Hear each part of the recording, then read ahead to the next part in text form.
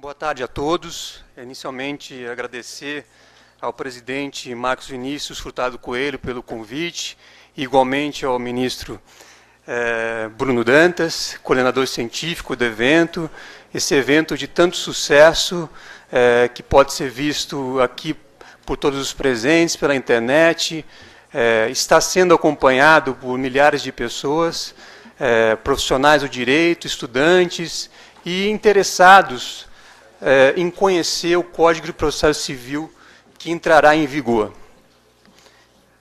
Nós estamos agora no 6º painel, tivemos já exposições brilhantes, além da conferência inicial da professora Teresa Wambier, e penso que, se pudéssemos fazer uma manchete do novo Código de Processo Civil, ele teria algumas características. Primeiro, efetividade. Segundo, celeridade. E terceiro, previsibilidade.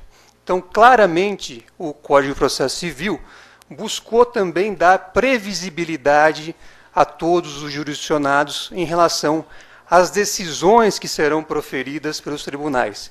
E essa previsibilidade ela é muito importante para o trabalho de todos os operadores do direito e, sobretudo, dos advogados. Os advogados terão a possibilidade de fazer uma avaliação prévia de cada caso sem aquele percentual dos 50% referido aqui pelo professor Alexandre Câmara. Quer dizer, será, se o Código conseguir implementar o seu intento, então nós, advogados, poderemos, ao receber a causa do cliente, fazer uma análise de previsibilidade e, com isso, eventualmente, ou dar uma solução extrajudicial ao caso, e isso é relativamente comum no cenário internacional, ou acionar o Poder Judiciário. E, se acionarmos o Poder Judiciário, nós vamos poder ter a possibilidade de uma solução estável logo no início do processo. E é desse tema que nós vamos tratar aqui neste painel, que é o tema da tutela provisória. A tutela provisória hoje contempla tanto a tutela de urgência como a tutela de evidência, e dentro da tutela de urgência, as tutelas satisfativas e cautelares, que serão, eu tenho certeza, expostas de forma brilhante pelos nossos colegas, doutor Aloysio e doutor Eduardo. Fazer um esclarecimento: o doutor Aloysio, na verdade, é desembargador do Tribunal de Justiça Regional Federal do Rio de Janeiro, TRF2, e vai iniciar a exposição sobre o nosso tema do painel. Boa tarde a todos. É com grande satisfação que recebi o convite da parte do coordenador científico, ministro Bruno Dantas, e eu quero exatamente iniciar essa exposição com os agradecimentos em relação ao presidente Dr. Marcos Vinícius Furtado Coelho, presidente da Ordem dos Advogados, e do coordenador científico, ministro Bruno Dantas, pelo brilhante congresso que organizou neste dia de hoje e de ontem. Queria cumprimentar também o doutor Cristiano Zanin Martins, presidente da mesa, meu colega Eduardo Talamini, da Universidade Federal do Paraná, senhoras e senhores advogados aqui, o doutor Cláudio Lamáquia, vice-presidente da Ordem, e eu vou começar falando um pouco da exposição de motivos do novo Código de Processo Civil, que buscou, além da sintonia fina com a Constituição, valores que estão muito relacionados exatamente ao tema da tutela provisória. Que o juiz possa proferir decisão mais de acordo com a realidade fática da causa, a simplificação procedimental, a efetivação do rendimento de cada processo e o maior grau de organicidade ao sistema. Eu digo isso por quê? Porque o Código de 73, ele teve um grande avanço nessa questão especial da tutela cautelar, de trazer todo um disciplinamento, uma preocupação com a efetividade do processo e, portanto, das medidas acessórias que seriam necessárias para garantir essa efetividade. Nós sabemos que deixou a desejar exatamente em relação àquela situação, digamos, satisfativa, aquelas medidas satisfativas que começaram até casuisticamente a chegar aos tribunais, mas que somente depois, com a reforma de 94, é que se chegou à tutela antecipada no ordenamento processual. E depois nós tivemos ainda um outro momento, que foi o momento de inclusão, digamos, da fungibilidade de forma mais expressa no próprio Código de Processo Civil. Mas nós ainda tínhamos, e especialmente quando foi introduzida a tutela antecipada no artigo 273, de certo modo, o processo cautelar e a tutela cautelar acabou ficando um pouco de lado, digamos, na preocupação, talvez, até da doutrina dos processualistas. E, na prática, nós também vimos o que, basicamente? Vimos no Código toda uma previsão típica de procedimentos, procedimentos cautelares, né, com muitas formalidades, e, ao mesmo tempo, essa ideia do processo cautelar ocupando um livro inteiro do Código de Processo Civil. Aos poucos fomos percebendo que aquilo perdia gradativamente a sua utilidade. Não por outra razão, na praxe jurídica, o que a gente assistia? Muitas vezes era concedida uma medida cautelar, né, liminar no processo cautelar, e depois ninguém sabia sequer ao certo o que fazer com o processo cautelar. Ora, ele seguia adiante, até a frente do processo principal, ora ele era imediatamente extinto, ou ele ficava em apenso, digamos, os autos do processo cautelar ao processo principal, mas, digamos, acabou havendo uma grande perplexidade e talvez até na maioria dos casos haja até uma quantidade muito grande de extinção desses processos cautelares depois que está efetivada a medida cautelar. Às vezes se manda até a pensar nos autos principais aquela decisão, preservando-se a sua eficácia.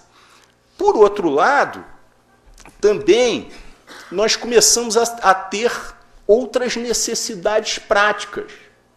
Por quê?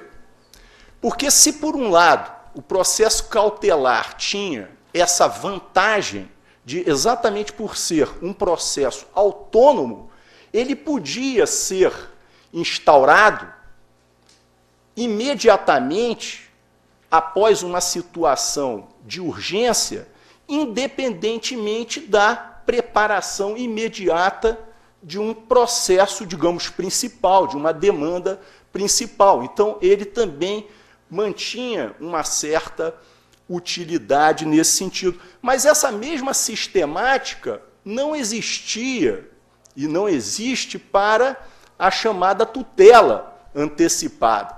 Então, começaram advogados, trabalhos acadêmicos a reclamar o quê? A necessidade, muitas vezes, até de preparação, digamos, de uma petição inicial mais simples, né, para poder exatamente levar ao judiciário de forma mais rápida e imediata aquela necessidade de um pedido de antecipação de tutela. Então, e Além disso, também algumas situações de certa dúvida em relação à natureza, até se de antecipação ou até cautelar. Tudo isso vinha preocupando, e nós temos aí um farto material, livros, artigos, se debruçando sobre essas questões e outras questões. A realidade, a verdade, e nós temos aqui na programação do evento, tivemos hoje pela manhã, eu não pude assistir, equilíbrio entre a ampla defesa e razoável duração do processo. Ou seja, a questão do tempo passou a ser uma questão importante, não só no Brasil, mas no mundo inteiro, e não só no processo, diga-se de passagem. Ninguém se contenta mais com uma velocidade baixa, né, de internet, para poder assistir um filme. Também precisa-se ter uma capacidade, uma velocidade maior de transmissão. E, obviamente, o problema do tempo é um problema cada dia mais presente no mundo contemporâneo. Isso, obviamente, vem fazendo, digamos, traz uma dicotomia muito grande para todos nós, né? No painel anterior se falou da preocupação, não, nós queremos também uma sentença, queremos também um resultado final. Mas, por outro lado, e eu posso dizer um pouco isso muito à vontade, depois de 21 anos de carreira na magistratura, de 10 anos no tribunal, que em inúmeras situações a urgência é a questão mais importante. Eu não me esqueço, no Paraná, há 20 anos atrás, um caso de alguém que foi ao judiciário porque tinha perdido os documentos e tal, tinha um concurso público, no dia seguinte precisava e só se aceitava ordem judicial. Não adianta ali se aguardássemos o devido processo legal, o amplo contraditório, porque a pessoa fatalmente perderia o seu direito se não tivesse aquela proteção imediata. Então, isso vem, e aí é um fenômeno mundial, e principalmente na Europa, vem se procurando efetuar o quê? A preocupação exatamente com, digamos, com essa tutela, digamos, de provisória, mas que muitas vezes ela é a que resolve o problema. E aí nós temos uma outra preocupação sobre a qual eu não vou me estender tanto, combinei com o professor Talamini, que é exatamente essas situações em que a medida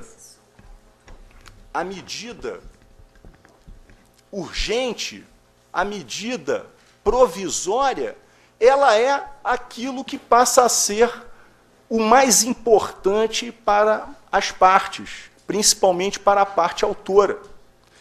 E aí, o que acontece? Nós também temos um sistema em que a tutela provisória, ela sempre acaba dependendo dessa tutela chamada principal. Quando, na prática, muitas vezes, a resolução daquele problema com uma tutela provisória já encerra o conflito ou o problema, como nesse caso que eu acabei de mencionar, da pessoa que queria apenas fazer o concurso no dia seguinte. Na segunda-feira, já depois de feito o concurso, e se não houvesse, se não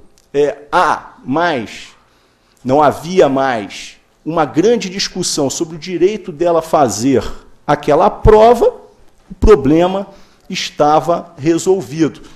E aí isso trouxe, digamos, uma preocupação que já existia em vários outros países e com o aprimoramento também do sistema no sentido de procurar fazer o que se chama e vem se chamando de estabilização desta tutela de urgência ou tutela provisória em sentido mais amplo.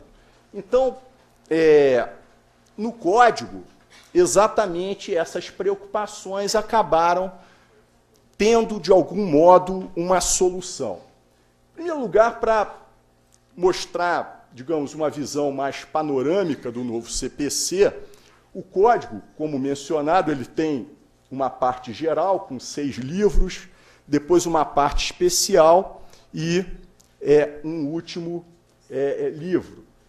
Na parte geral, a tutela provisória assume o livro, toma o livro 5 na estrutura do novo Código de Processo Civil e, dentro desse livro 5, a tutela provisória, como o presidente da mesa já indicou, ela está estruturada em 3 títulos, né?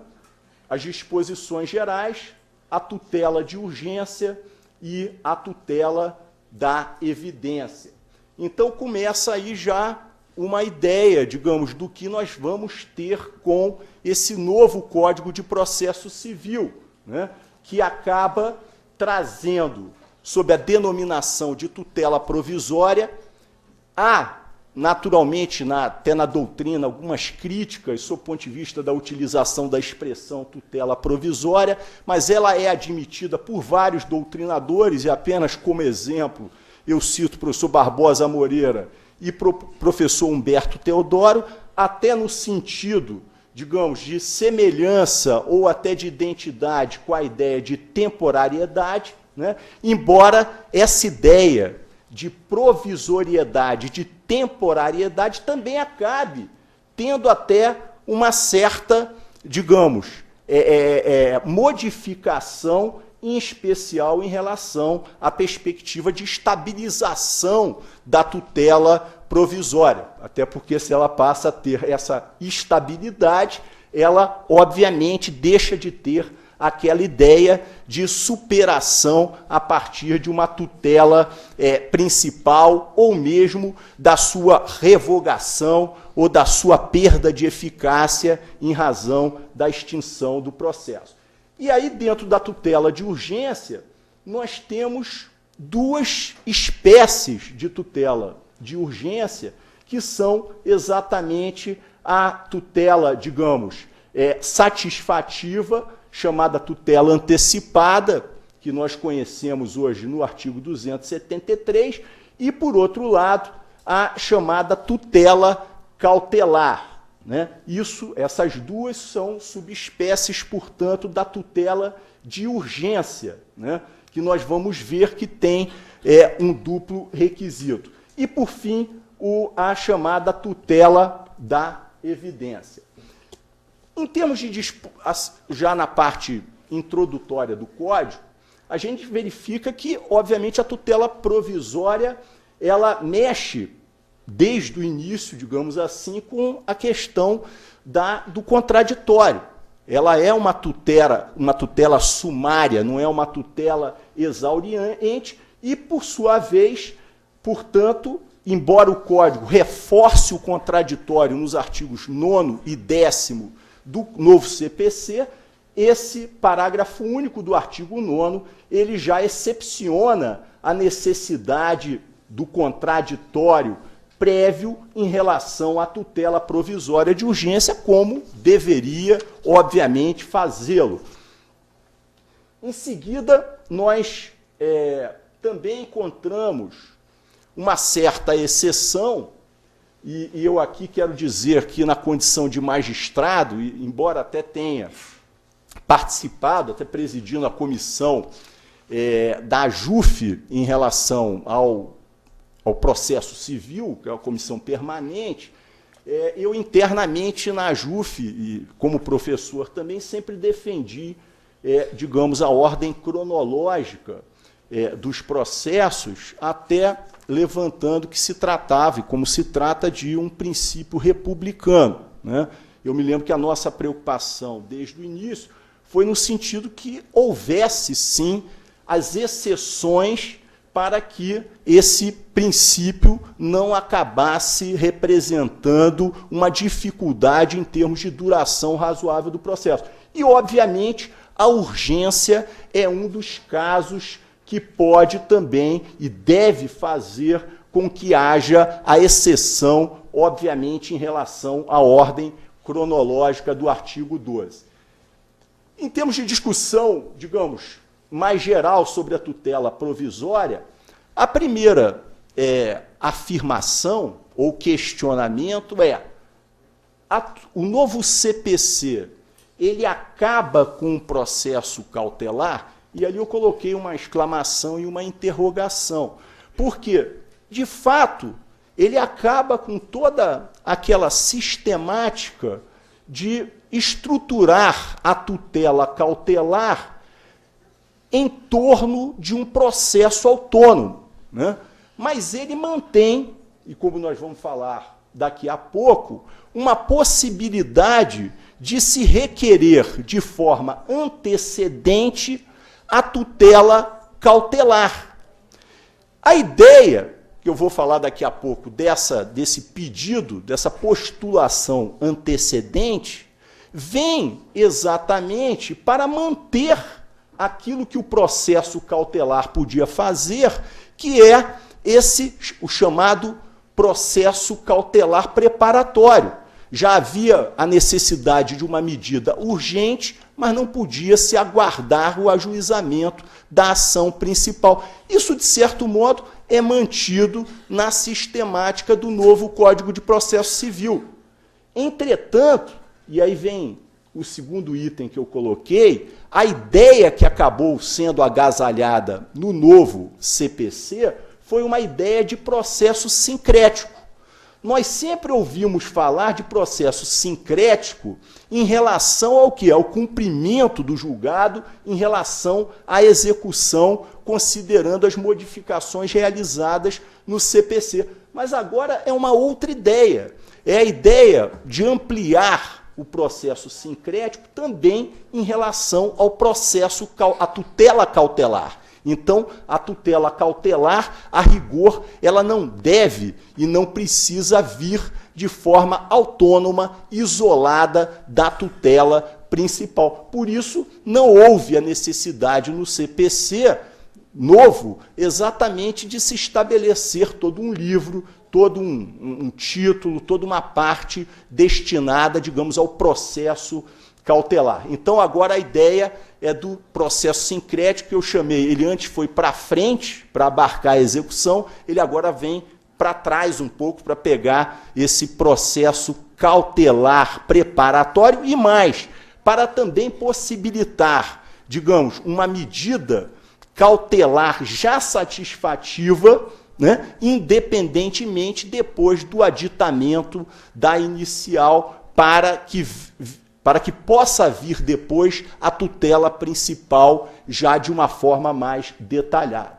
Então, o fundamento da tutela provisória se subdivide em urgência e evidência, e é uma tentativa de harmonização no tratamento das tutelas de urgência, que se subdivide em tutela antecipada satisfativa e cautelar não satisfativa ou assecuratória. E, por sua vez, também, a tutela de urgência, ela também se subdivide em termos de procedimento em o procedimento que é requerido em caráter antecedente, em termos da tutela antecipada, e um outro procedimento da tutela cautelar requerida em caráter antecedente.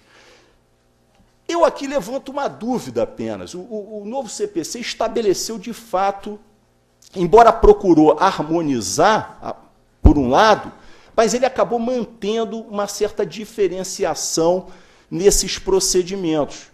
Por um lado, essa diferenciação poderia justificar, talvez, à luz da inovação, da estabilização da tutela provisória, que só é cabível em relação à tutela antecipada e não em relação à tutela cautelar.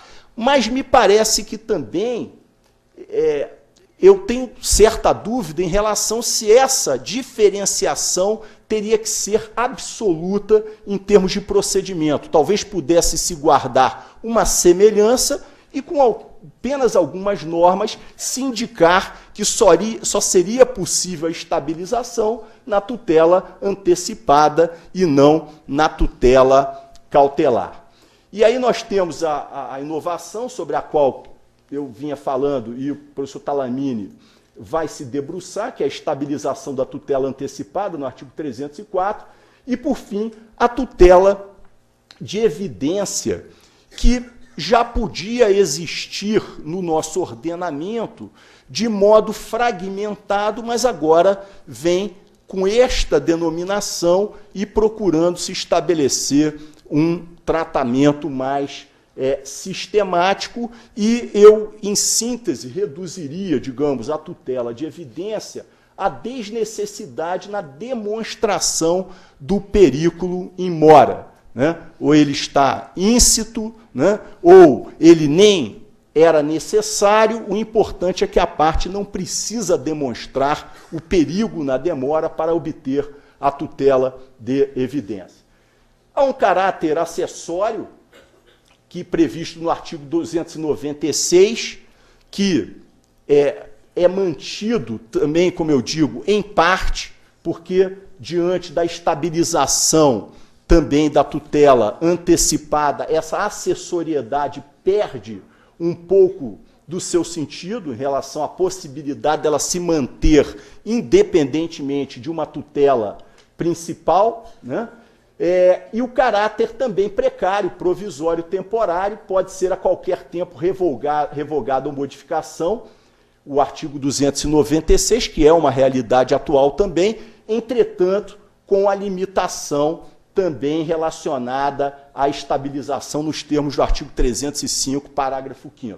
A fungibilidade me parece que está presente, tanto sob o ponto de vista do juiz, e aí, especialmente em relação à tutela cautelar, que me parece ser mais importante, porque o juiz, dentre uma medida pleiteada, obviamente ele pode conceder uma outra que leve em consideração não só os interesses do autor, mas também os do réu, né? Mas, obviamente, essa fungibilidade pelo juiz deve ser cada vez menos utilizada dentro do princípio da inércia. E, por outro lado, a previsão expressa do 305, parágrafo único, que está na parte relacionada à cautelar, dizendo se o juiz entender que ela é satisfativa, deverá exatamente aplicar o procedimento antecedente da tutela satisfativa e não da tutela cautelar, e, por sua vez, também o poder geral de cautela no artigo 297. O momento do requerimento e da concessão, nós temos aí talvez uma complexidade um pouquinho maior agora no novo CPC, porque exatamente nós temos agora essa chamada tutela provisória antecedente, né? Então, ela vem antes mesmo da formulação, digamos, de uma petição inicial completa.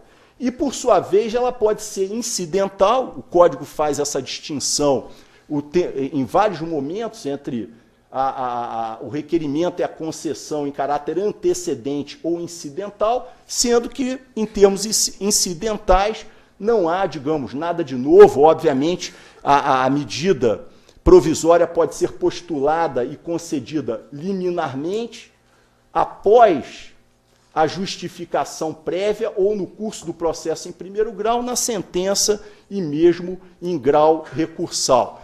Em termos de competência, também não há grandes novidades, apenas o artigo 299 tem uma preocupação especial com a competência em relação à tutela provisória antecedente, mas seguindo aquela ideia já do processo cautelar preparatório de que será ajuizada perante o juiz competente para o pedido principal. Em termos de recurso, nós temos expressamente previsto o agravo de instrumento dentro daquelas 12 elencadas pelo professor Neri, mas, obviamente, se a tutela provisória tiver sido concedida na apelação, na sentença, ela ensejará o recurso de apelação, do mesmo modo, se for concedida pelo relator o agravo interno e se for pelo órgão colegiado a possibilidade do recurso especial. Ela tem, então, aqui, já especificando um pouco entre a tutela de urgência e de evidência, a de urgência ela tem uma natureza cautelar ou antecipada. Há uma substituição no Código daquelas expressões prova inequívoca, verossimilhança, lesão grave e de difícil reparação para o binômio probabilidade do direito, que tecnicamente, eu fui aluno do professor Zé Carlos Barbosa Moreira, sempre lecionou exatamente nesse sentido, né, e que dá a ideia exatamente que o juiz, naquele momento, irá efetuar. Ele, pelo que ele tem em mãos, ele vai verificar se, digamos, a probabilidade, ele, naquele momento, decidiria a favor do direito pleiteado do autor ou do réu em relação àquela medida cautelar ou antecipatória pleiteada. E, por sua vez, a necessidade do perigo de dano ou risco ao resultado útil do processo. Infelizmente, manteve-se a vedação diante do perigo de irreversibilidade dos efeitos da decisão, né? Todos aqui, naturalmente, conhecem essa dificuldade, principalmente no dia a dia forense.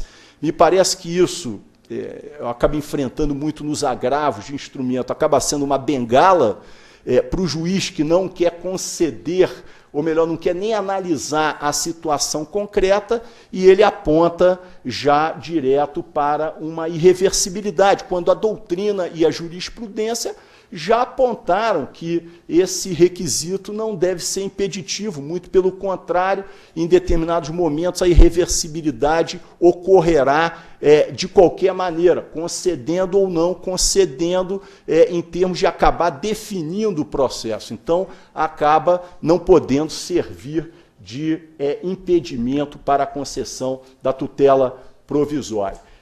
Obviamente, a doutrina e a jurisprudência continuarão esse trabalho de temperamento, que, aliás, já está bastante sedimentado. O artigo 301 mantém reduzido o rol exemplificativo, e aí aquela ideia também de sair do formalismo, do excesso de procedimentos específicos, por uma ideia mais arejada de jurisdição, mais aberta, mais democrática, e ele acaba apenas exemplificando de forma bem limitada, indicando o arresto, sequestro, arrolamento de bens e registro de protesto contra alienação de bem, além de algumas hipóteses que também são tratadas em outras partes do CPC, mas ele indica uma fórmula geral, qualquer outra medida idônea para a asseguração do direito para expressar a tutela cautelar. A tutela antecipada, antecedente, talvez seja uma das maiores inovações. A petição inicial limita-se ao requerimento da tutela antecipada, indicação de tutela final, exposição da lide do direito que se busca realizar, o perigo de dano ou do risco ao resultado do processo, valor da causa, indicação do caráter antecedente, além de outros requisitos da petição, de qualquer petição inicial. Depois da decisão, em relação à tutela antecipada, aí sim haverá a necessidade do aditamento da petição inicial, sob pena de extinção do processo sem o julgamento do mérito.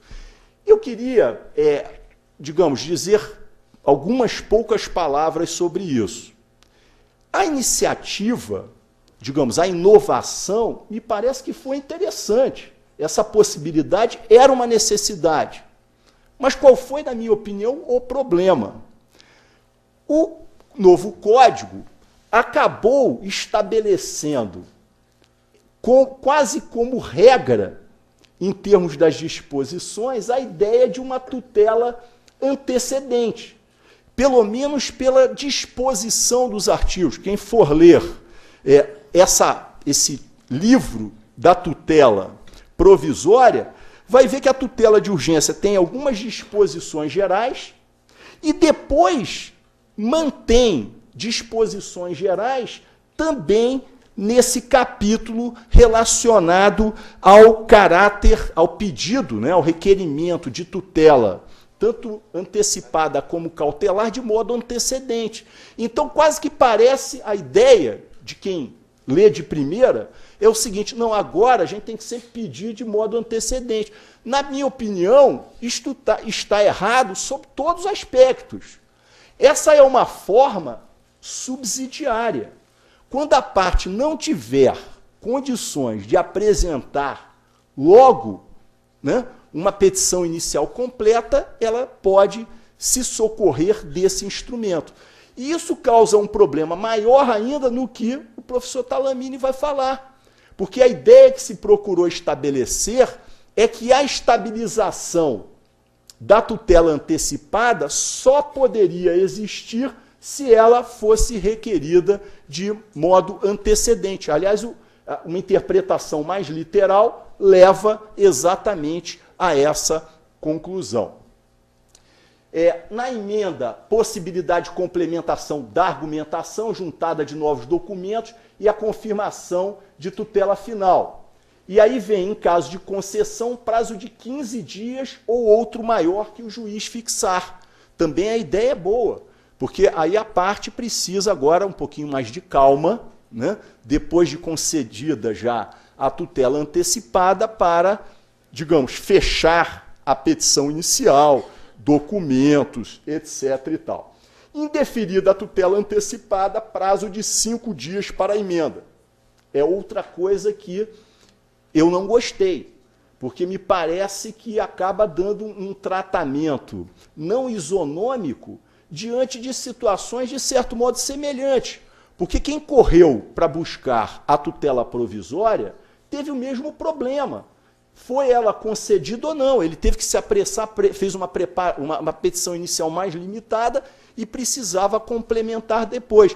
Se ela foi concedida ou se não foi concedida, digamos, de qualquer modo, o advogado vai ter praticamente o mesmo trabalho, ou até ouso dizer o seguinte, o que não teve a tutela concedida vai ter até mais trabalho, mas ele tem menos prazo. Na minha opinião, o melhor, e eu espero que numa reforma do CPC, venha a igualar isso.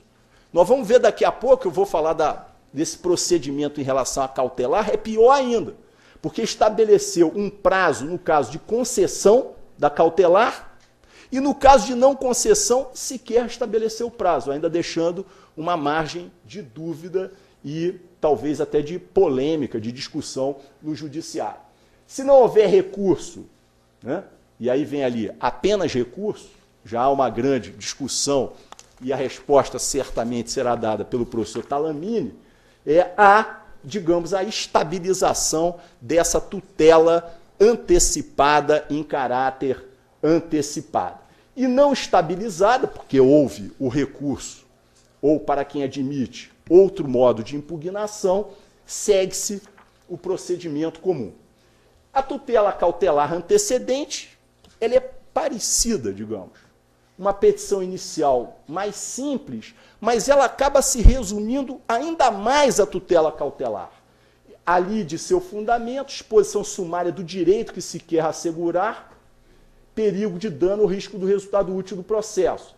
Citação do réu, prazo de 5 dias para contestar, e aí ele vai contestar aqui em relação ao requerimento, ao pedido de tutela cautelar, indicando as provas que pretende produzir. É claro que ele pode vir com uma questão de mérito, com uma prescrição ou decadência, até para afastar, digamos, de forma mais absoluta a pretensão autoral. Não contestando, o juiz deve dar a decisão sobre a cautelar em 5 dias. Contestado, segue-se o procedimento comum. Formulação, e aí vem a previsão que, sendo concedida a tutela cautelar, há necessidade da formulação do pedido principal também, que é uma nova demanda, aí uma demanda não apenas cautelar, no mesmo processo. E aí a ideia de processo sincrético. E também nos mesmos autos, tanto no caso de deferimento quanto de indeferimento da medida cautelar. Entretanto, aqui, o prazo de 30 dias, o legislador estabeleceu o prazo de 30 dias contado da efetivação da cautelar para a formulação do pedido principal. Então, aqui, o juiz não vai poder fixar a partir de 15, o prazo é fixo de 30 dias, sob pena de extinção do processo sem o julgamento do mérito. E aí vem a lacuna. Se não houve o deferimento da medida cautelar, qual é o prazo para o autor emendar a inicial e aditar, portanto, com o pedido principal? O CPC não estabeleceu, e aí nós podemos ter, digamos, uma interpretação até de que o prazo seria o mesmo de 30 dias, ou talvez uma interpretação mais plausível, que seria na hipótese, obviamente, de não ter um prazo fixado, do prazo geral estabelecido, que é de 5 dias, de forma idêntica ao procedimento da tutela antecipada. Críticas. Em termos de tutela de urgência, o novo CPC concentra suas normas no procedimento antecedente, ao invés de se voltar para a tutela de urgência incidental, que me parece o nosso dia a dia e vai continuar sendo, e talvez seja o melhor para o processo. Obviamente, se a gente tem esse fracionamento, isso causa uma demora maior para o processo, né? Uma complexidade maior. Então, é um recurso, digamos, é um instrumento à disposição para situações, me parece, excepcionais. Em segundo lugar, a estabilização da tutela não seria possível também na tutela incidental, se desejada pelo autor? Fica aí a pergunta também para o professor Talamini. Nós combinamos antes que eu ia falar só das coisas fáceis, ia deixar todas as coisas difíceis para o professor Talamini. E eu até adito já nessa ideia de caráter antecedente, de que a pergunta também: a estabilização da tutela foi prevista apenas para a tutela de urgência antecipatória. E eu pergunto, na tutela de evidência, também não poderia ser um caso, haver a possibilidade de estabilização? E aí vem a tutela de evidência, que me parece muito importante neste novo Código de Processo Civil, né, que, desde logo, já o artigo 311 estabelece que ela será concedida independentemente da demonstração de perigo de dano ou de risco ao resultado útil do processo, quando? E aí são 4 hipóteses previstas. A primeira, ficar caracterizado o abuso do direito de defesa ou manifesto propósito protelatório da parte. São 2 coisas, digamos, que podem se diferenciar, especialmente o abuso de direito de defesa. Ele, obviamente, fica caracterizado no processo, né? E para isso, portanto, não se pode nem conceder liminarmente. E também a outra hipótese, que demanda, de qualquer modo, o contraditório, o manifesto propósito protelatório da parte, que me parece, em conformidade com outros autores, que possa ser extraída essa conduta, esse propósito protelatório, tanto de atos processuais quanto de atos extraprocessuais. O inciso 2 menciona as alegações de fato puderem ser comprovadas apenas documentalmente e houver tese firmada em julgamento de casos repetitivos ou em súmula vinculante. Me parece muito interessante a hipótese. Nós temos aí já, digamos, uma certeza em relação ao fato a partir da prova documental e também já temos, digamos, uma pacificação, se podemos dizer assim, da questão de direito a partir dos julgamentos repetitivos ou mesmo de uma súmula vinculante. O inciso 3, se tratar de pedido repersecutório fundado em prova documental adequada do contrato de depósito, caso que será decretada a ordem de entrega do objeto custodiado, sob combinação de multa, e a quarta hipótese, a petição inicial for instruída com prova documental suficiente dos fatos constitutivos do direito ao autor, e aí os fatos são certos e o réu, por outro lado, não opõe a prova capaz de gerar dúvida razoável. Quer dizer, ele apresenta, eventualmente, uma tese já que está completamente afastada pela doutrina, pela jurisprudência, ou apresenta uma prova, alguma coisa que, na verdade, não traz a consequência pretendida, portanto, uma defesa praticamente, digamos, irrisória, que acaba não abalando, digamos, a prova documental já trazida. Obviamente, no inciso 4 e no inciso 1, há necessidade de ouvir o réu. Por isso, o parágrafo único do artigo estabelece apenas a possibilidade de concessão liminar da tutela de evidência nos casos dos incisos 2 e 3. Eu tenho a impressão que o tempo já... Eu falaria apenas aqui para complementar que, obviamente, nós temos, sob o ponto de vista da tutela provisória ainda, algumas disposições que também se mantêm e que são fundamentais. O professor Nelson Neri acabou de falar da parte recursal, que se manteve, infelizmente, o efeito suspensivo na apelação, mas, obviamente, isso já também recebia um bom tratamento, digamos, pelo Código de 73, e isso é mantido no novo Código, atenuando, digamos, uma certa frustração que se pode ter tido diante de uma falta de evolução do direito processual brasileiro, no sentido até de acompanhar praticamente a maioria dos países de todo o mundo, né, que acabam tendo uma possibilidade de eficácia já da sentença de primeiro grau. Pelo menos a tutela provisória ela fica, digamos, preservada, digamos, ao longo de todo o processo.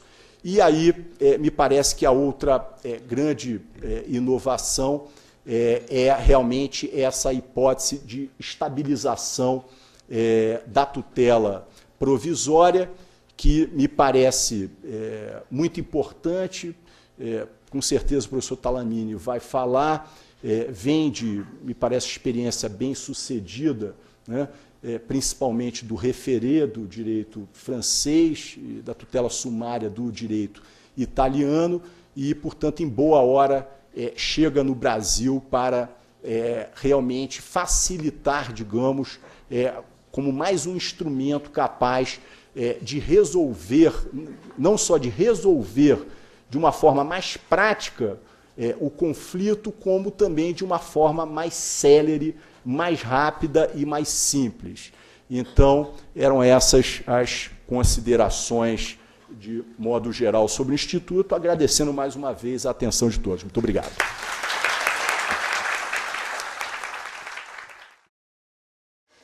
Eu cumprimento a Ordem dos Advogados do Brasil por essa brilhante iniciativa, na pessoa de seu presidente Marcos Vinícius Coelho, de seu vice-presidente Cláudio Lamáquia. Eu agradeço o convite que me foi feito e cumprimento o ministro Bruno Dantas pela organização do evento. E é para mim uma satisfação participar desse evento e desse painel ao lado do Dr. Cristiano Zanin Martins, que tive o prazer de hoje conhecer, e do professor Aloysio Mendes, um amigo de longa data. Como preliminar, como observação preliminar, inclusive para pano de fundo das observações críticas que eu farei, eu digo o seguinte: nós aprovamos um código, nós construímos um código em um regime democrático, em um regime parlamentar democrático, o que para muitos seria impossível, inviável. Existe uma observação tradicional, que não vem de agora, vem já de 20, 30, 50 anos, de que haveria acabado a era das codificações nas democracias modernas, em que os parlamentos discutem intensamente todo e qualquer texto legal, de modo que é difícil, se não impossível, ter-se um texto coeso, sistemático, com 1.000, 2.000 artigos. Alguém diria, o Código Civil. Mas o Código Civil foi quase como que um fóssil que chegou até nós de uma outra época, né? Ele veio quase que modificado de 40 anos atrás. E o Brasil provou que isso não era verdade, que é possível ter-se um código numa democracia moderna. Todo mundo participou dos debates desse novo código. Quem quis, deu sua opinião. Os diferentes setores, magistratura, advocacia, todos participaram.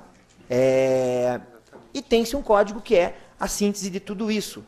É perfeito? Evidentemente que não é. Se alguém o fizesse sozinho, se um bom doutrinador com experiência prática o fizesse sozinho, talvez ele fosse mais bem concatenado, mas é um ótimo código dentro do ambiente em que ele foi feito. Então, faço esse registro inicial. Isso explica, inclusive, alguns dos defeitos que eu apontarei. O novo regime de tutela provisória já foi aqui muito bem explicado pelo professor Aloísio. Então, eu recapitulo apenas o mínimo necessário para poder me explicar melhor nos pontos que enfrentarei. Em primeiro lugar, há uma pretensão, uma tentativa de unificação. Não propriamente a unificação, mas houve um intento de unificar-se com o mesmo tratamento as medidas antecipatórias e acautelatórias, conservativas. E isso é muito positivo. A casuística ou a causística, os causos contados a respeito das confusões entre tutela cautelar e antecipada é imensa, né? Eu cito 2 exemplos aqui muito rápidos. Um de um colega meu, professor de Direito Comercial lá na Universidade Federal do Paraná. Há 20 anos atrás, um pouquinho menos, quando começou a vigorar a tutela antecipada, ele me contou a seguinte história. E, claro, o processualista tem que sempre ouvir, daí todos os desastres que acontecem no judiciário são postos na conta, com toda a razão, são postos na conta do processualista. Me contava esse colega professor de Direito Comercial. Fui até Goiânia para fazer, não lembro se era uma situação de protesto ou uma suspensão de Assembleia Geral em SA, tanto faz. Fui até lá para obter uma medida urgente dessa natureza. Pela manhã, eu promovi uma medida cautelar. Escolha um exemplo, se é a situação de protesto, se é a suspensão de Assembleia Geral. Pela manhã, eu promovi uma medida cautelar. Fui, pude despachar com o juiz. Expliquei para ele o que era. Ele me disse, concordo, o caso é grave, a situação é urgente. Mas, doutor, agora nós temos tutela antecipada. O senhor está sendo arcaico aqui com essa medida cautelar. Eu lhe sugiro o seguinte, nós temos uma ótima sala dos advogados aqui no fórum, o senhor vá até lá, faça uma emenda, promova, desde logo, uma ação ordinária com pedido de tutela antecipada. Ele correu lá e fez isso.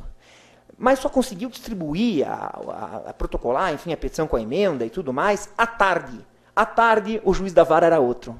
Não é brincadeira, é a mais pura verdade. E o juiz da tarde achava que, muito embora existisse também a tutela antecipada, agora, aquilo ali era cautelar. Suscitar protesto ou suspender a Assembleia Geral seria cautelar. Então, indeferiu, ou mandou ele emendar de novo, pouco importa. Eu sei que ele não conseguiu na hora o que precisava. Episódio 1. Episódio 2. Esse quem gosta de contar é o professor Bedak. Eu posso contar também porque eu ouvi a história, eu presenciei um pedaço da história.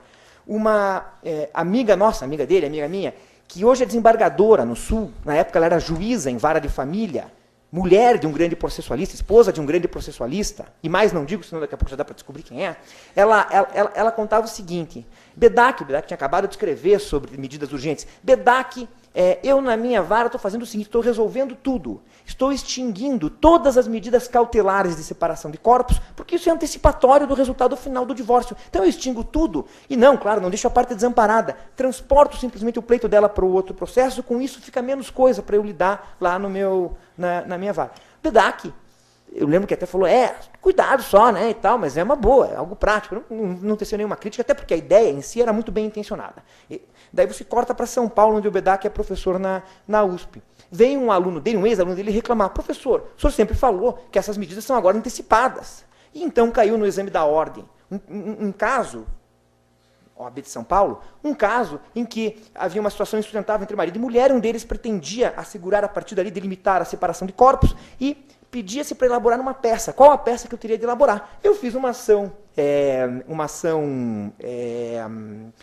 já desde logo de separação judicial, falava assim isso na época, com um pedido dentro dela de separação de corpos. E fui reprovado, porque era para se ter utilizado a medida típica de separação de corpos. Conclusão a que se pode chegar é que a desembargadora lá no Sul não conseguiria tirar a carteira da ordem em São Paulo. E os advogados da ordem de São Paulo seriam muito mal sucedidos nas varas de família lá do Sul. Então fica aquela história do velho, o menino e o burro, uma fábula. Às vezes eu conto, olham para mim com uma cara assustada, mas muitos conhecem, eu sei que conhecem. Muitos tinham os disquinhos com trilha sonora do Radamés em ata, aqueles disquinhos cujos compactos eram vermelhos, os grandes às vezes eram amarelos e tal, as historinhas, disquinho era o nome, disquinho. Tem a história lá do velho menino e o burro, nunca está certo o que o velho menino e o burro fazem. Se o menino anda no burro, alguém critica e diz, não, tem que deixar o velho andar aí, você é jovem.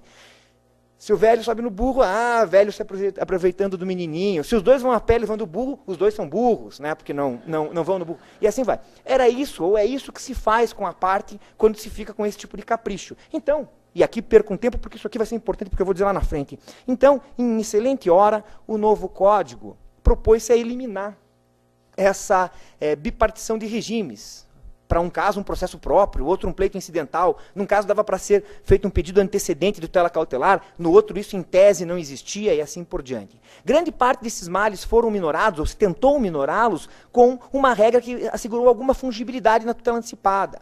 Se fosse pedido como tutela antecipada algo que fosse cautelar, presentes os requisitos era para conceder. Mas até aí já houve aqueles que gostam de brigar pelos detalhes, que disseram, não, tem um sentido único essa fungibilidade, no sentido oposto ela não é possível. Se alguém entrar com um processo cautelar quando era para ser antecipado, não vai dar para fazer a mesma coisa. Dava para fazer tudo, evidentemente. O Código, então, pretendeu estabelecer essa absoluta fungibilidade. E a contraposição que ele estabeleceu foi outra, já muito bem apontada aqui, no excelente panorama crítico que fez o professor Aloísio. A contraposição foi outra, tutela da evidência versus tutela da urgência.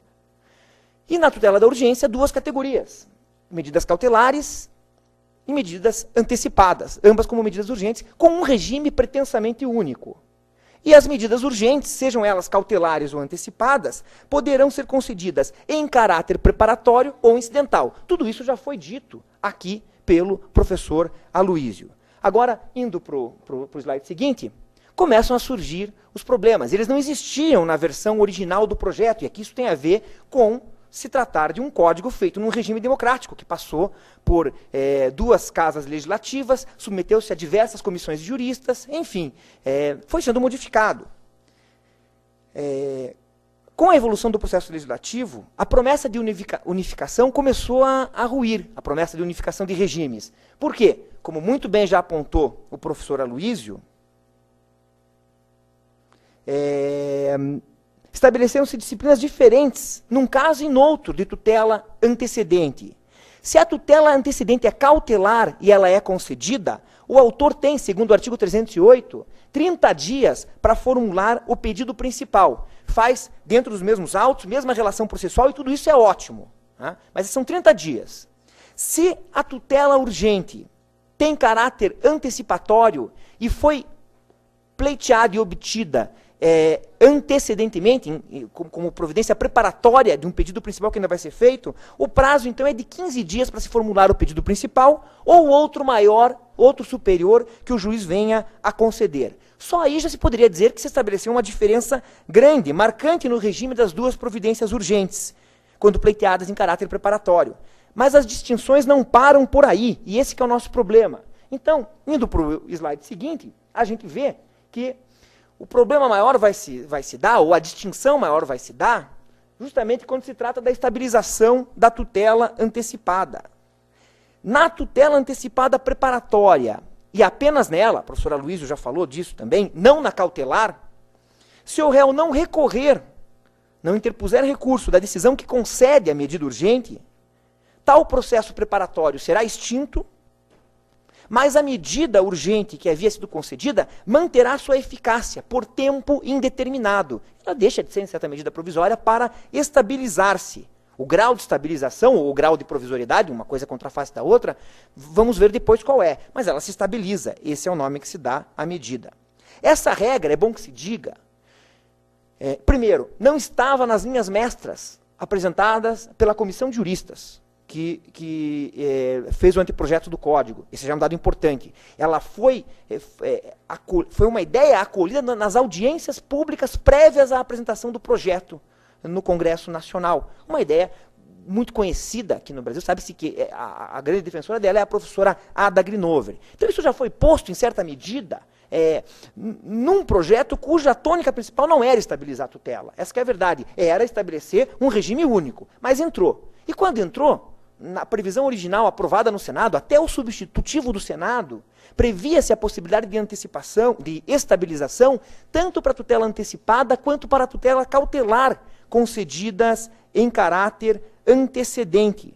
Foi na Câmara que se passou a prever que apenas a tutela antecipada preparatória é apta a estabilizar-se, jamais a tutela cautelar. E a mudança no texto dos projetos foi tal, e isso está apontado nos relatórios de aprovação dos vários substitutivos e destaques, que não se pode sustentar aqui alguma interpretação analógica, parece-me. Nesse momento, agora, é muito claro que a intenção do legislador foi estabelecer uma dicotomia. Então, vamos aos exemplos antes. E os próprios exemplos, de propósito, são discutíveis. Um deles é discutível, me parece. Outro é muito claro. O juiz concede liminarmente uma medida urgente sustando um protesto. O professor José Carlos Barbosa Moreira, nosso mestre, formalmente mestre do professor Luiz, mas mestre de todos nós, diria, isso é tutela antecipada. E, portanto, se isso foi feito em caráter antecedente, é apto a estabilizar-se se não houver recurso do réu. O que significará a partir daí? Extingue-se o processo e a sustação do protesto fica, por tempo indefinido, vigorando. Ninguém declarou, juiz algum definiu se o crédito existe ou não, se o crédito é exigível ou não. O que se estabiliza? Uma providência prática de impedimento do protesto. Claro que alguém poderá dizer, mas está certo o professor Barbosa Moreira ou certo está o professor Ovídio Batista da Silva, que dizia mesmo depois da criação da tutela antecipada que esse caso não é de tutela antecipada, esse é de tutela cautelar. E aí eu já adianto um pouco os problemas que apontarei daqui a pouco. Mas vamos partir da premissa que isso é antecipado. Então ficaria estabilizada essa sustação do protesto, sem nenhuma definição sobre quem tem razão propriamente quanto à existência ou inexistência do crédito, sua exigibilidade ou não. Outro exemplo, e esse me parece o exemplo fácil. A parte, antecedentemente, pede uma tutela antecipada de alimentos. Num caso em que o seu pedido principal será de reconhecimento de filiação, ou então será um pedido indenizatório. Os alimentos podem ser aqui também indenizativos e não legítimos, não do direito de família. Pede tutela antecipada de alimentos. Obtém antecedentemente, não há recurso, isso se estabiliza. O que é que se tem? Nenhum reconhecimento da ilicitude ou do dano causado, se era um pedido de alimentos indenizativos. Apenas a determinação de que os alimentos fiquem sendo pagos. Se se tratava de direito de família, de filiação, não há nenhuma declaração de que o autor é filho do réu ou coisa que o valha. Apenas uma ordem de que os alimentos fiquem sendo pagos. Esse é o sentido da estabilização. A razão para ter havido a limitação da estabilização, a tutela antecipada, é perceptível, é compreensível. Eu, quando dava palestras, na época em que o projeto era diferente, eu tecia aqui alguma crítica. Eu dizia, como estabilizar-se algo que é meramente conservativo? O professor Aloysio mesmo chegou a dizer aqui que tinha alguma dúvida, enfim, que entendia também por que não se estabiliza aquilo que é meramente...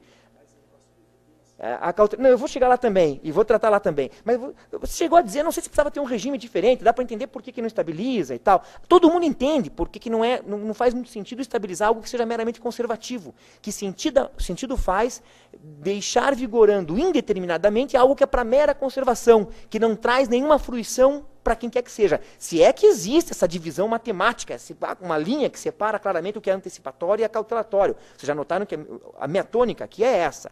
Então dá para entender por que não se quis mais estabilizar a tutela cautelar. Isso aconteceu na Câmara, e na Câmara o projeto sofreu a influência de uma comissão de juristas dominada por doutrinadores que ainda insistem numa distinção muito mais dogmática entre tutela cautelar e antecipada. Eles até dizem, não, a fungibilidade tem que ser respeitada, mas eles dedicam páginas e páginas de suas obras para dizer que são coisas diferentes. Então eles acharam que era o caso de separar uma da outra. Voltou para o Senado, mesmo professores que participavam da comissão de juristas lá, como o professor Bedak, que defende a total fungibilidade e o regime jurídico único, achou razoável que não se estabilizasse a tutela cautelar. Agora, os problemas que daí advirão são evidentes, são muito evidentes.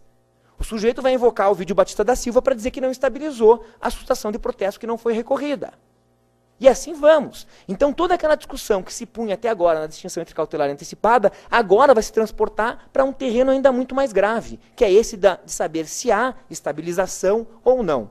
Eu volto a essa crítica, ou a essa questão, depois. Agora, eu destaco que rigorosamente o que nós temos com a estabilização da tutela antecipada, pode mudar, é uma monitorização do processo brasileiro. Continua existindo a ação monitória, como procedimento especial. Agora, a ação monitória é um exemplo só da técnica monitória no direito brasileiro. Passamos a ter outro na estabilização da tutela antecipada.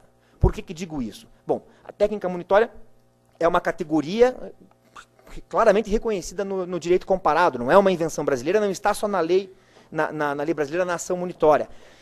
É um remédio, um mecanismo utilizado na Alemanha, na França, na Espanha, em Portugal, utilizado no Brasil desde o tempo das ordenações do reino. A ação combinatória de 39 era monitória. Então essa é uma técnica reconhecida na teoria geral do processo. Qual seja, em que consiste a técnica monitória? Um modelo processual em que o juiz emite uma decisão inicial com base em cognição sumária, dizendo que é plausível que o autor tenha razão. Ele então oferta um prazo para insurgência, para oposição, para impugnação por parte do réu. Transcorrido aquele prazo sem a impugnação, estabilizam-se efeitos práticos favoráveis ao autor, sem que exista um pronunciamento de cognição exauriente sobre quem tem razão. Não se declara quem tem razão. Isso é da essência, essa é a essência da técnica monitória. No caso da ação monitória brasileira, eu menciono ali criação acelerada de um título executivo, ou seja, criação de um resultado prático, poder executar. Mas não precisa ser necessariamente um título executivo. O importante é isso, é viabilizarem-se resultados práticos mediante cognição sumária em casos de inércia do réu. Transfere-se para o réu, portanto, o ônus de instaurar um processo de cognição exauriente, de algum modo. Ele tem de se manifestar e impedir que aquilo se estabilize. Não o fazendo, os efeitos práticos da decisão inicial estabilizam-se. Isso é o que acontece na ação monitória, é o que acontece nos processos injuncionais monitórios no direito comparado, é o que acontece na estabilização da tutela antecipada. É uma técnica monitória, de modo que agora temos não só a ação especial monitória, como a possibilidade de um resultado do mesmo tipo em qualquer processo. Basta que se obtenha uma tutela antecipada em caráter preparatório e que ela se estabilize por falta de recurso do réu. Essa providência não terá coisa julgada material, porque não houve uma cognição exauriente sobre quem tinha razão. É uma decisão, a estabilização se dá com base em uma decisão de cognição sumária. E a cognição sumária não é compatível com o regime da coisa julgada material, porque ela justamente busca atingir resultados rápidos, ainda que provisórios. Então não temos aí a coisa julgada material. Já volto a esse tema também. Voltando agora, propriamente, à estabilização da tutela antecipada. Fiz essa comparação para mostrar que isso é uma técnica monitória. Indo adiante, no slide seguinte, bom, aqui é um outro slide falando a mesma coisa que eu acabei de dizer para vocês, não é preciso esse, então, é um resumo do que eu acabei de dizer. Aqui, alguns possíveis problemas que a estabilização da tutela antecipada produzirá. Primeiro, como proceder nos casos em que não há citação real, em que a citação é ficta? Na medida antecedente de tutela antecipada, o réu é citado por edital ou por hora certa e não contesta. Estabiliza-se a tutela antecipada ou não? Sistematicamente, isso não parece viável. Afinal, há a previsão de que, diante da revelia do réu que foi citado ficticiamente, há uma ficção de que ele foi citado, afinal de contas, nomeia-se um curador, há de se nomear um curador especial para ele. E esse curador tem o dever de apresentar uma defesa que vai impedir a revelia. Se isso assim o é, no processo de conhecimento, no processo comum de conhecimento, se isso acontece na execução, segundo a súmula 196 do STJ, tem de se nomear curador, inclusive para o executado revel, que vai ter legitimidade e dever funcional de opor embargos. Se tudo isso é assim, é de se duvidar que vai estabilizar-se a tutela antecipada nessa hipótese de citação ficta. A mesma discussão vai se pôr nas causas que envolvem direitos indisponíveis. E aqui é um tremendo problema, porque direito indisponível é um daqueles fundamentos óbvios. As pessoas ficam discutindo e pensando em questões diferentes. O que é, afinal, um direito indisponível? Mas já é de se antever. Assim como se diz, não há revelia quando o direito discutido é indisponível, vai se dizer, não se estabiliza a tutela antecipada diante da indisponibilidade material do direito. E a aplicação principal disso nós sabemos qual é, fazenda pública. Já há quem esteja dizendo isso. Eu, alguns anos atrás, dizia, vai ter esse problema. Eu acho que não é um problema, não deveria ser um problema.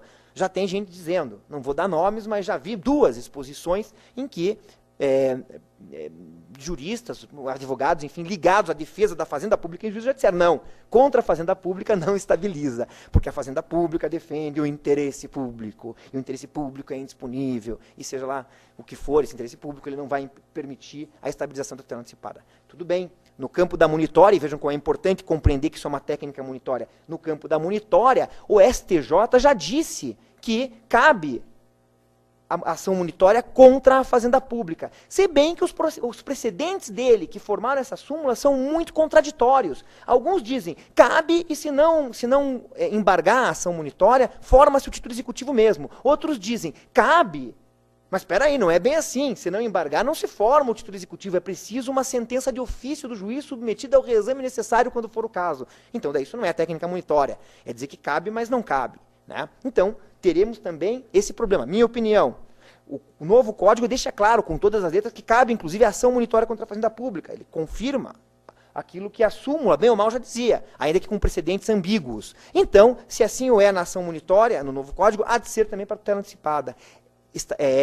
Antecedente, ela há de estabilizar-se se não houver recurso da fazenda pública. Um outro problema que não pode ser desconsiderado, e eu já o destaquei, e apenas o menciono novamente, é o seguinte, consideremos que quando se antecipa a tutela, não se emite um pronunciamento declaratório sobre quem tem razão. Apenas adiantam-se resultados práticos que pressupõem a plausibilidade da razão de uma das partes. Até me corrijo, existe sim uma carga declaratória nessa decisão. Todas as eficácias estão presentes em todas as decisões. Então há uma declaração, mas não uma declaração de quem tem razão. Uma declaração tênue, uma declaração de que alguém parece ter razão. Logo, a estabilização da tutela antecipada, eu insisto, não exaure, não resolve todos os problemas para ambas as partes. Imaginemos que os acionistas minoritários de uma SA conseguem uma medida urgente antecedente, e de novo aqui vamos discutir se é cautelar ou antecipada. Para o vídeo é cautelar, para Barbosa Moreira é antecipada. Fico só com esses 2 autores porque a contraposição é boa, são 2 monstros sagrados da processualística brasileira. Mas imaginemos que é antecipada, como tem prevalecido a sustação da eficácia de uma Assembleia Geral numa sociedade anônima. Não há recurso, estabiliza-se esse efeito. Tudo bem. Ela não produz efeitos, aquela Assembleia Geral. Mas não está declarada a nulidade dela. Como proceder dali para frente? Na próxima Assembleia Geral. E esse é só um aspecto, assim, que bom se esse fosse o maior problema, mas não é esse, mas só para vocês entenderem. O que eles fazem? A Assembleia seguinte, se aquela foi a 10ª que foi sustada, é a 11ª ou volta a ser a 10ª? Afinal, aquela não foi declarada nula, ela só está sustada. Estabilizou-se, mas estabilizou-se a mera sustação de seus efeitos. Ela continua lá, o pronunciamento continua lá. Enfim, é algo tão insatisfatório que nós vamos ver em seguida, e vejo já, podemos mudar o slide, nós vamos ver em seguida que qualquer das partes, artigo 304, parágrafo 2º, poderá, mesmo depois disso, promover uma ação para reexaminar a questão e para ter uma decisão de cognição exauriente. Então, o artigo 304, parágrafo 6º, confirma aquela orientação acerca da incompatibilidade entre a cognição sumária e a coisa julgada material. A despeito de haver estabilização, não há coisa julgada material. A decisão que concede a tutela não fará coisa julgada. E aqui é uma referência aos casos de estabilização. Mas a estabilidade dos respectivos efeitos só será afastada por decisão que a revir, reformar ou invalidar, proferida em ação ajuizada por uma das partes, nos termos do parágrafo 2º desse artigo. Então, qualquer das partes pode, mesmo depois de ter obtido uma estabilização, claro, o réu será o maior interessado nisso, para eliminar essa estabilização que lhe é contrária, mas mesmo o autor, porque haverá casos em que para o autor não basta o simples efeito prático que ele pretendia como tutela antecipada, ele precisa mesmo de uma decisão declaratória de cognição exauriente, ou uma decisão constitutiva ou desconstitutiva definitiva. Ele precisa que se desfaça mesmo o ato, e não só que o ato fique suspenso, e assim por diante. Então, por isso, o parágrafo 2º diz que qualquer das partes, não só quem sofre as consequências negativas da estabilização, mas como quem a obteve, poderá pretender rever a questão. E aqui surgiu um ingrediente novo. Na Câmara dos Deputados, adicionou-se um prazo para essa ação de revisão da estabilização, de 2 anos. O prazo, eu diria, é decadencial. O prazo é um prazo decadencial, pois se destina a desconstituir aqueles efeitos que ficaram estabilizados. Então é um prazo que não vai se interromper, não vai se suspender, em regra, ele, enfim, fluirá diretamente. Alguém dirá, então está aí a prova que isso é coisa julgada material. Se tem 2 anos para desconstituir, é o prazo da ação rescisória. Mas notem, há uma diferença. É um prazo fixado pela lei de decadência e de 2 anos. Mas não para se impugnar a decisão que concedeu a tutela antecipada pelos fundamentos rescisórios. E sim para se rediscutir livremente a questão, por qualquer fundamento, inclusive por argumentos antigos. Não se trata, enfim, de um mecanismo rescisório, mas sim de um prazo decadencial para o exercício da ação que terá por efeito derrubar aquela estabilização da tutela antecipada. De todo modo, essa regra tende a gerar impasses, perplexidades, problemas. Eu já debati muito o tema com a professora Teresa Wamber, que tem uma posição... Temos uma posição, parece-me que semelhante. Não há propriamente coisa julgada material, mas em muitos casos o efeito prático será equivalente a esse. Claro, naqueles casos em que de um mesmo direito se extraem vários efeitos práticos, se só um deles foi antecipado e estabilizou-se, fica fácil de notar que só aquele efeito está estabilizado e tudo mais, os outros não, e assim por diante. Então, filiação. Da filiação eu extraio o direito de alimentos, herança, direitos outros de cunho até personalíssimo, não patrimonial e assim por diante. Se só os alimentos foram antecipados e isso estabilizou-se, os alimentos, e se não houver ação em 2 anos, eu tenho direito a alimentos, mas nunca obtive o reconhecimento da filiação. Nunca conseguirei herança se não promover uma ação própria e assim por diante. Agora, há outros casos em que de um direito só se consegue imaginar uma consequência prática, e justo aquela consequência prática foi estabilizada. Daí, faz sentido dizer que isso não é coisa julgada? Aqui eu ressuscito uma expressão jocosa do professor Calmon de Passos. Ele falando de problemas semelhantes na tutela cautelar, ele dizia algo do tipo, tem joelho de porco, orelha de porco, focinho de porco, eu já sei que não é feijoada, o que é então, se não for porco? É mais ou menos isso. Esse é o nosso problema concreto aqui. Indo adiante, já me aproximando do final, aponto um risco que pode haver. Na estrutura procedimental anterior isso não acontecia. O prazo para o autor fazer o pedido principal só correria depois de se saber se o réu impugnou ou não a tutela antecipada preparatória. Agora não, o prazo dele corre automaticamente. Então o que a doutrina já identificou? Aí já começam a procurar problema e criar problema para resolvê-los, é claro, antes da lei estar em vigor. Pode acontecer de o prazo para a formulação do pedido principal pelo autor e o prazo para recorrer da tutela antecipada concedida em caráter preparatório, ambos os prazos terem o mesmo termo final, acabarem no mesmo dia. Claro, se um dos dois acabar antes e alguém não cumprir, é aquela consequência que vai operar antes. Se o autor tinha que aditar e antes de acabar o prazo para o réu recorrer, o autor não aditou a inicial para reforçá-la, para confirmá-la, extingue-se ali a tutela antecipada sem estabilizar-se. E vice-versa, se o prazo para recorrer acabou antes, estabiliza-se a tutela sem que o autor mais precise, depois disso, formular o pedido principal, reforçar, confirmar o pedido principal. Mas o que acontece se os dois prazos acabarem no mesmo dia? E se nem autor nem réu cumprirem os seus prazos? O que prevalece? Qual a consequência que deverá preponderar, vigorar? A estabilização da tutela antecipada ou a extinção da tutela antecipada pela falta da formulação do pedido do autor? Essa nem o malvado do Aloysio, que me deixou várias questões, nem ele pensou em me formular. E essa é quase que irrespondível. Na doutrina eu já vi uma tendência, mas é quase que wishful thinking, é política doutrinária, de gente dizendo, nos grupos de debate, em bons grupos de debate, gente dizendo o seguinte, não, o sistema incentiva a estabilização, portanto vai prevalecer a estabilização. Por quê? Quero porque quero. É difícil identificar aqui qual seria o vetor, né? Eu tendo, se eu tivesse que escolher rapidamente, com uma arma na cabeça, uma das duas, né? Senão eu dava um tiro, podia escolher qualquer uma, mas tinha que escolher alguma, eu diria que é essa. Porque, afinal, há lá no começo, nas exposições de motivos, em todo o discurso do Código, essa preocupação, evidentemente, com a simplificação, com a eliminação de processos, no caso de inércia e tudo mais. Mas é que, nesse caso, caramba, a inércia é das duas partes, do autor e do réu. Ixi, já estou chegando no final da minha exposição e esqueci de acionar os efeitos especiais. Eu estava com muita pressa, não fiz nenhum deles. Um outro dia eu faço para vocês. Indo para o slide seguinte, do modo tradicional mesmo, sem sofisticação, também para não esnobar o nosso caríssimo Aloysio, que não fez nada disso, foi discreto e tal. Essa foi uma questão que o professor Aloysio colocou. A estabilização advém da falta de recurso. Então é irrelevante haver contestação ou revelia do réu. O que importa é saber se ele recorreu ou não da tutela antecipada concedida em caráter antecedente. Se ele contesta e não recorre, estabiliza. É o que a letra da lei diz.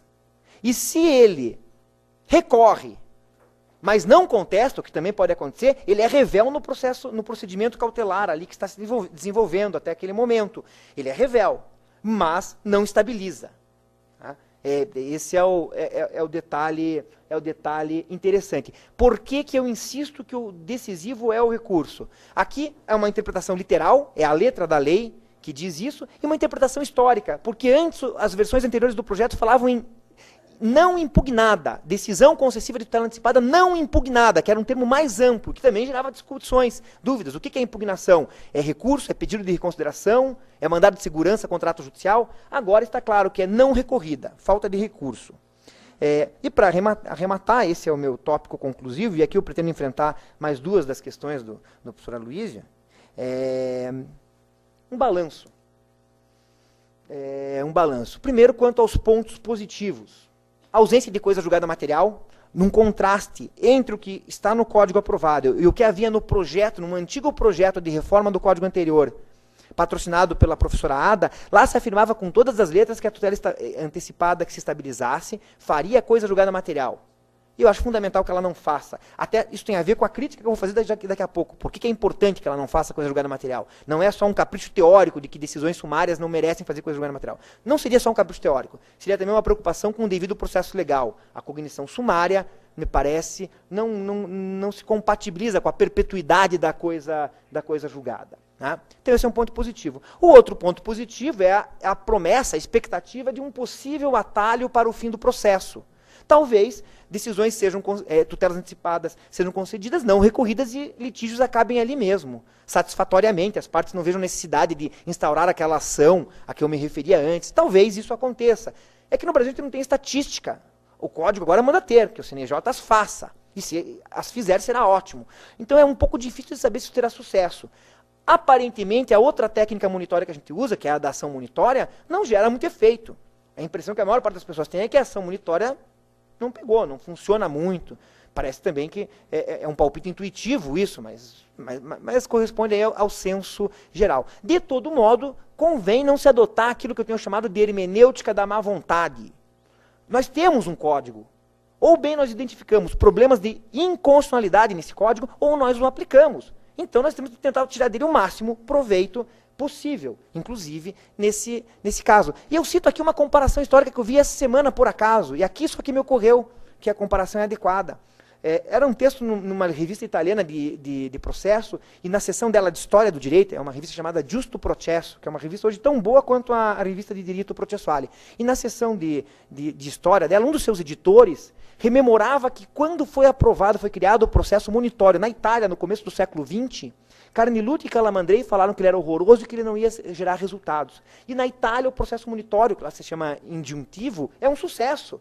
Claro que é um sucesso porque eles têm bem menos título executivo extrajudicial, etc. e tal. Mas é um sucesso. E não só foi um sucesso, como o Calamandrei ainda pôde escrever um livro sobre o tema que se tornou um clássico. Portanto, a gente tem que ter boa vontade de tentar aplicar. Agora, os inconvenientes práticos, as críticas. Primeiro, já deixei evidente aqui, há um recrudescimento, um fortalecimento da disputa classificatória entre tutela cautelar e antecipada. Tudo aquilo que, nas linhas gerais apresentadas em 2009, se prometia eliminar. Hoje é muito mais grave. Hoje, eu diria que há uma distinção ontológica entre uma tutela antecipada, que se estabiliza, e as demais tutelas urgentes. ela tende à estabilidade, ela é diferente das outras. O professor Bedak, quando escreveu sobre o tema defendendo o regime único, ele diria: haveria uma verdadeira distinção entre cautelar e antecipada se uma delas fosse tendente à estabilidade, como se dá no direito comparado, ou como se dá com as medidas provisionais do artigo 888 do Código. Nesse ponto, hoje, uma delas é tendente à estabilidade. Então, a diretriz de regime único ficou um tanto quanto enfraquecida.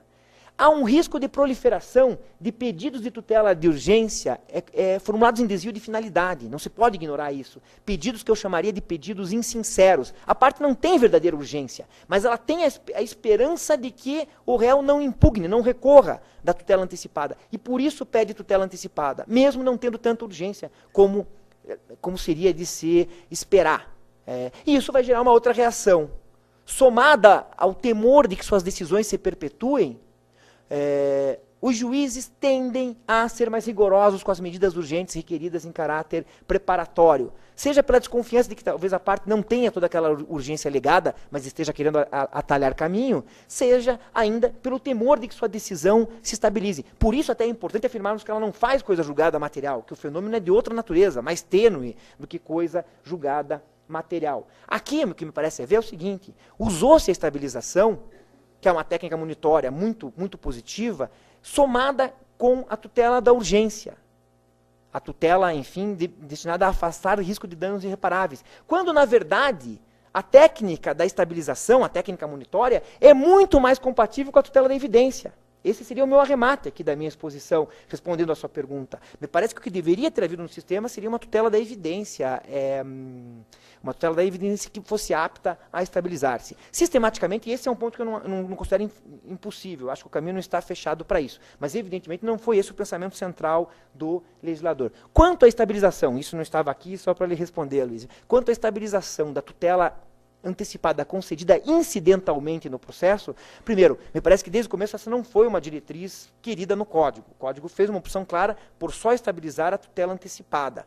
Na exposição de motivos do antigo projeto da professora Ada, isso era inclusive dito com todas as letras. Aqui não foi dito, mas a matriz é aquela mesma. E depois eu diria que com tanta ainda insegurança e incerteza com a estabilização da tutela preparatória, não seria mesmo salutar estendê-la, nesse momento, à tutela incidental. Mas deixo essa minha opinião, como todas as outras, sob o crivo de sua bem abalizada censura. Agradeço a todos a paciência e a atenção com que me ouviram. Muito obrigado.